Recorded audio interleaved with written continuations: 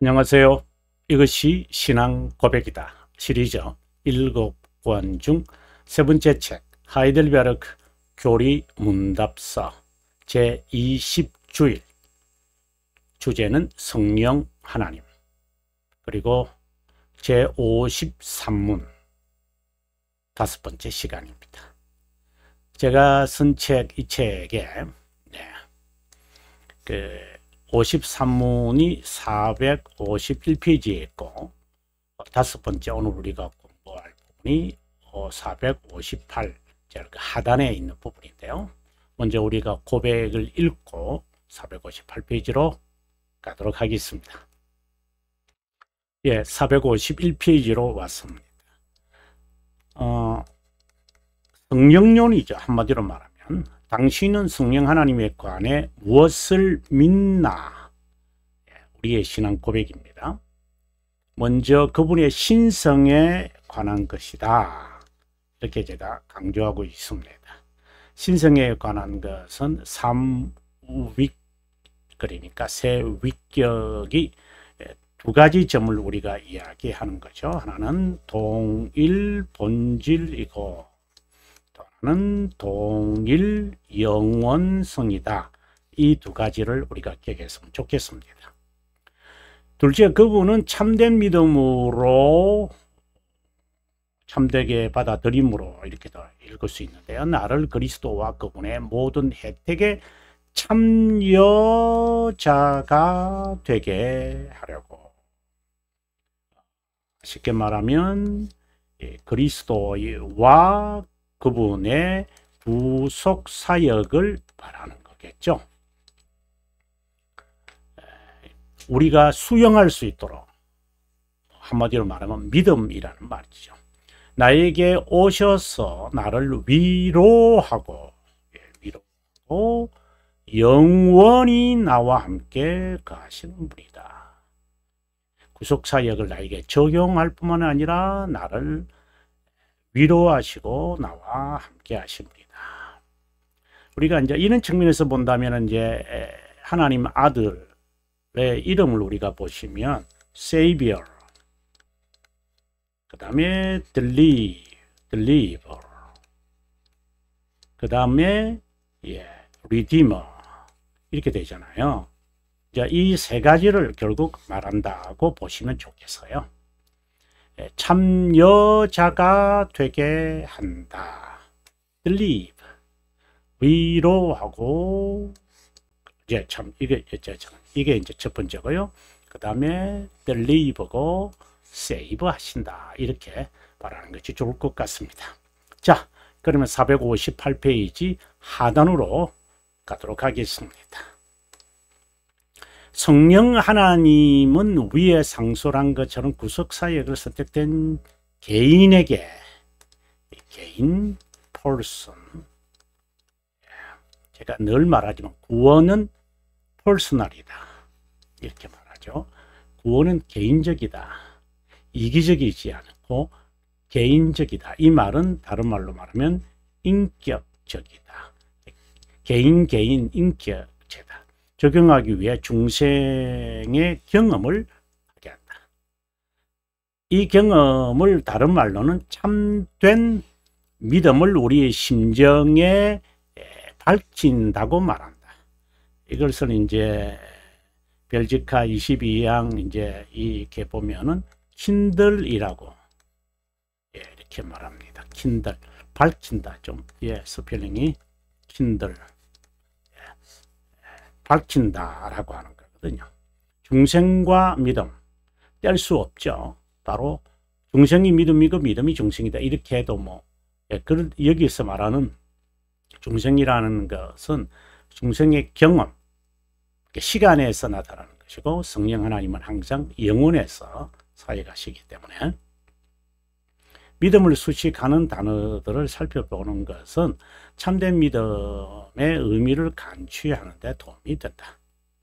먼저 우리가 믿음에 대한 성격을 말할 때 upright, true faith, 그 다음에 justifying faith, 그 다음에 holy faith 또는 vain faith, 이런 이제 등등의 이야기를 우리가 벨지카 22, 24, 네. 이건 다 이제 요 24장은 이제 성화에 관한 이야기고요. 이제 여기선 칭의에 관한 고백인데요. 네, 거기서 믿음에 대해서 다양하게 표현을 한다. 그 자세한 설명들은 여러분 이것을 아마 참고하시면 아마 도움이 되리라고 봅니다. 이 단어들은 구원의 진리가 개인이나 인격에게 어떻게 보이느냐, 여기서 인격이라는 단어를 제가 다시 끄집어냈습니다. 어느 측면에서 믿음을 보느냐 하는 것이다. 어떤 구속 사역과 관련을 맺고 있는지, 정말 믿음은 하나님의 선물이다. 이제 참된 믿음을 어떻게 본다면은 중생의 경험을 하게 할 때고, 어렵다 여기는 믿음, 여러분 아다시피 이신칭의를 지금 말하는 것이고, 거룩한 믿음은 우리의 성화, 거룩함을 이루는 것, 감을 이루는 것, 그리고 헛된 믿음은 거짓 믿음이니까 이렇게 연관을 짓는 것을 말한다. 정말 믿음은 하나님의 선물이다. 하나님의 선물이라고 하는 이 이제 뜻을 충분히 이해하려면 돌터레이터 3, 4장 14항이 아주 중요하죠. 여러분 이것은 정말 중요한 내용이니까 여러분 꼭 기억을 하셔야 되고요. 그 다음에 2장 7항에 가보시면은 하나님의 선물의 믿음이다 라는 것을 아주 잘 설명을 하는데, 그냥 고백만 읽으면 여러분 잘 이해가 안 될 수 있어요. 그래서 제가 쓴 책을 꼭 여러분 참고하시기를 권면합니다.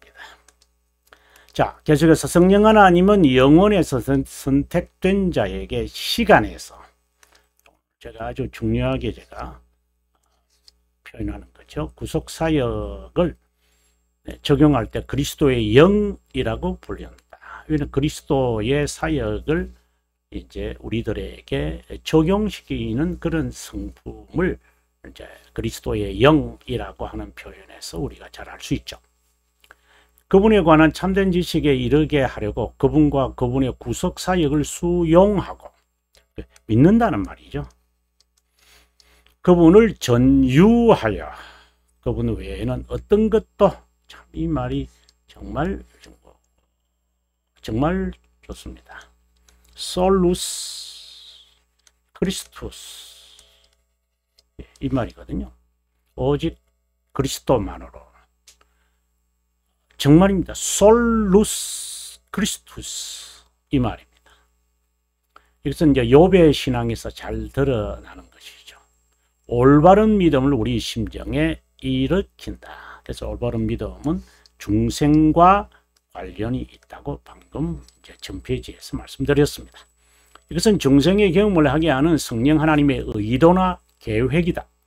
근데 여기서 여러분 간과하지 말고 계속해서 성령 하나님의 사역은 영원이다.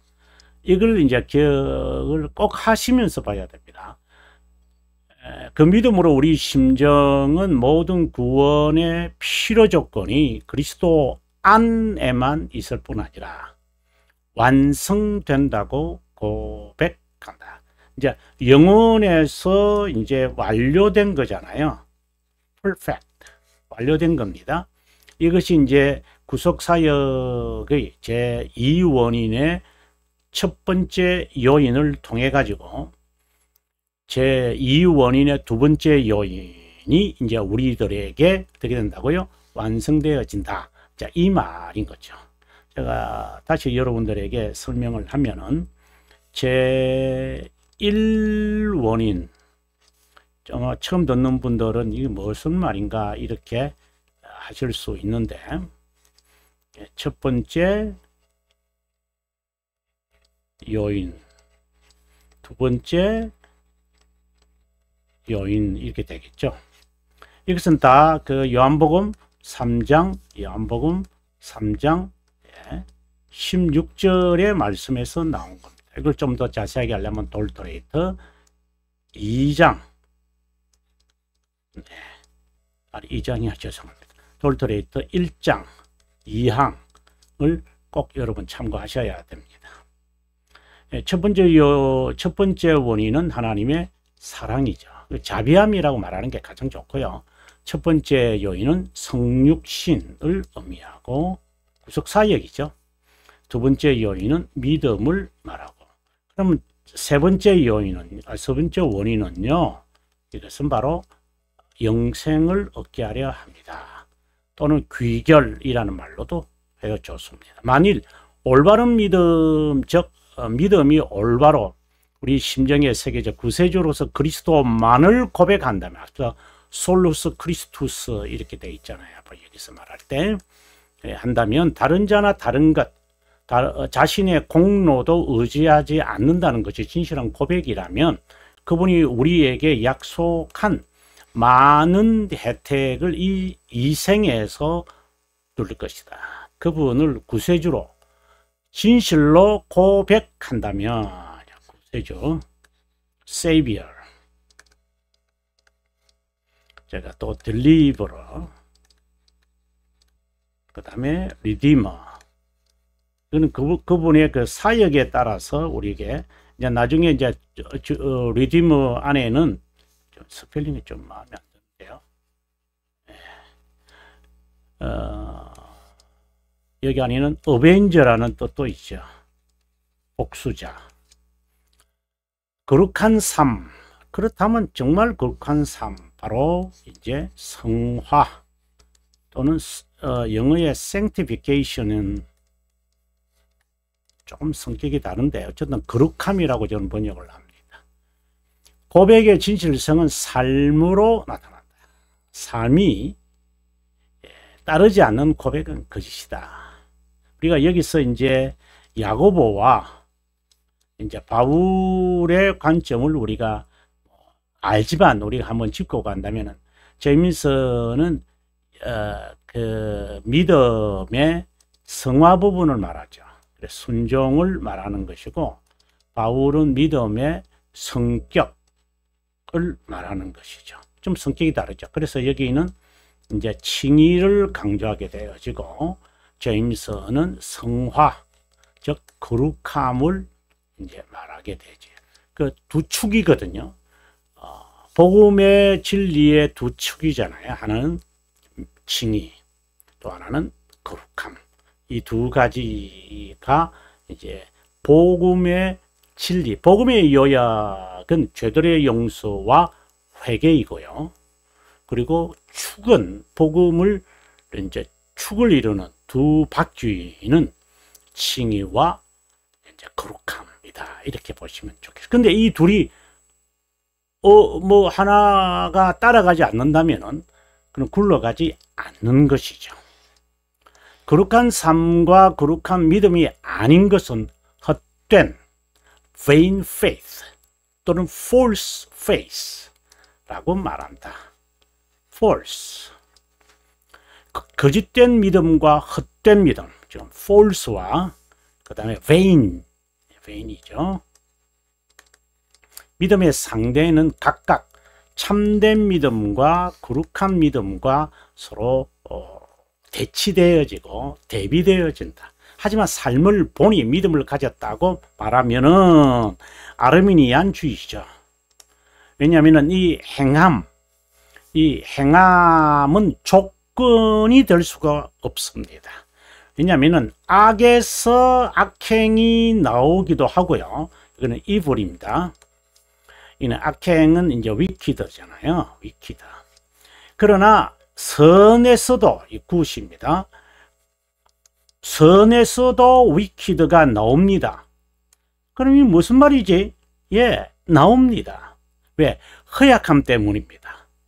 선한 백성이라 하더라도, 경건한 자라도 악행을 저지를 수 있습니다. 그러면 이것만 wicked만 바라보고 악이다 선이다 어떻게 분별해요? 그래서 아르미니우스주의가 이단이라고 하는 것이 쉽게 판단이 되는 겁니다. 행위를 보고 그것을 증명하는 것이지 행위를 보고 판단하라는 것은 아니거든요. 자, 참된 믿음은 중생의 경험을 한 자를 그리스도와 그분의 모든 혜택에 참여하게 하여 그분과의 교제를 유지하게 하는 하나의 도구다. 정말 중요한 말을 했습니다. 이제 벨지카에서 특별히 이 말씀을 이제 하는데요. 인스트루먼트다. 인스트루먼트다. 믿음은 하나의 도구다. 이게 수단이다. 뭐 이렇게도 됩니다. 그분과의 교제를 유지하게 하는 도구가 믿음이다. 근데 이제 칼빈 선생이 또다시 이제 이런 말씀을 하죠. 칼빈 선생 같은 경우에 거룩이 의를 붙든다. 그러면 이 말과는 어떤 차이가 있을까요? 여러분, 그분의 교제를 유지하는 거죠. 의를 붙잡는 것이 거룩이다라는 말과 그분의 교제를 유지하게 하는 것이 믿음이다라는 것의 차이를 여러분 아실 수 있는지 모르겠습니다. 우리가 전체 그 구원의 진리는 공이라고 제가 널리 말합니다. 원이 아니고 공입니다. 그렇기 때문에 어떤 말씀과 이 말씀과 저 말씀이 서로가 이게 서로 조화가 되어지고 서로 보완되어져야 되는 겁니다. 거룩함이 의를 붙든다.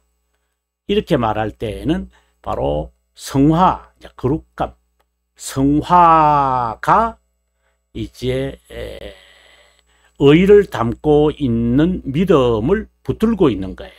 그 믿음은 이제 하나님의 교제를 유지하게 한다. 이렇게 되어 있거든요. 그러면 거룩이라는 것은 하나님과의 교제의 관계에서 아주 아니 관계 자체죠. 거룩한 백성이다, 성도다, 이렇게 하면 하나님과 교제한다는 말을 하는 거예요.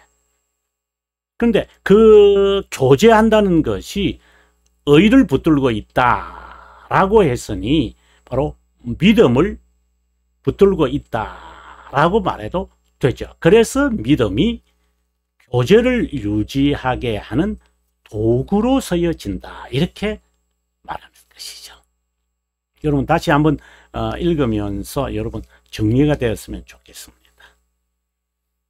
다시 한번 제가 말씀을 드린다면은 거룩이 의를 붙다. 칼빈성경이 그렇게 말을 하는데요. 믿음이 교제를 유지하고 있다라는 말씀을 어떻게 조화를 시키느냐. 거룩이라는 것은 교제를 말하는 거거든요. 하나님과의 교제를 유지하려면 믿음이 있어야 돼요. 근데 그 거룩함이 하나님과의 교제의 관계를 말하는데 이것이 의를 붙들고 있다라는 것이 바로 의는 칭의를 말하는 것이고 이제 참된 그 의를 담고 있는 게 믿음이거든요. 그러면 관계가 되죠. 거룩함이 믿음이 교제를 이렇게 서로 상호 관계다. 그러니까 뗄 수가 없다는 말이다. 이렇게 보아야 됩니다. 믿음이 도구라는 고백에 주목해 보자. 믿음은 도구라고 하는 말, 인스트루먼트. 믿음은 그리스도를 우리의 구세주로 수용했을 때 죄들이 사면되는 것에만 그치지 않고 그분이 우리에게 주는 모든 혜택으로 그분과의 교제를 유지하게 하는 도구인 것이다. 여러분 오늘 여기까지 할까요? 다음 시간에는 이 부분으로 우리가 보고요. 이제 페이지가 몇 페이지인가를 확인할게요. 460페이지가 되네요. 자, 그러면 여러분 460페이지를 다음 시간에 공부하기로 하고요. 여러분 그동안 저와 함께 해줘서 고맙고 긴 시간이죠. 여러분 틈을 내셔서 이 책을 가지고 여러분 공부하시는데 개혁신앙과 또 자신의 신앙을 점검, 배움, 또 적용, 또 가르침에 도움이 되는 길잡이가 됐으면 좋겠습니다. 다음 시간에도 뵙도록 하겠습니다. 평안하십시오.